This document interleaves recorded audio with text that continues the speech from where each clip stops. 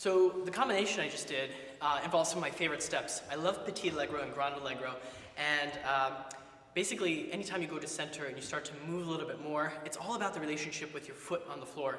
So most dancers get stuck into the floor. So my philosophy is I really try to go, as soon as the foot leaves the floor, I point right away into that position, which is a lot easier with the SD16s, I must say. When we do our jeté, it's all about getting to a quick coupe, and most people make the mistake of doing their jeté and arriving late into the step. So my philosophy, and this came from my training, both as a classical dancer and also as a student at School of American Ballet, is to get to the coupe right away. So we really sustain the shape into that position.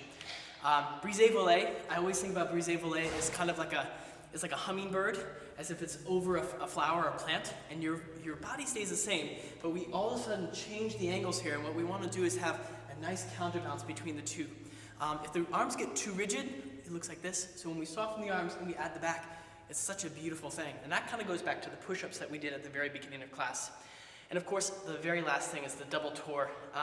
The double tour is sort of the meat and potatoes of most male dance vocabulary. A solid double tour is great in so many classical solos, as well as the contemporary choreographers of today. So we did a double tour into another double tour, which is really fun. So you want to be able to use the rhythm of the first tour to set up the second tour. And my last little trick at the very end, which is probably the last thing you think about, is when you land, instead of landing and being static, the idea to make it look easy is you go and you keep moving. So that in essence gives us the idea of that it's very easy and that you have a choice in your dancing versus just trying to get the step done.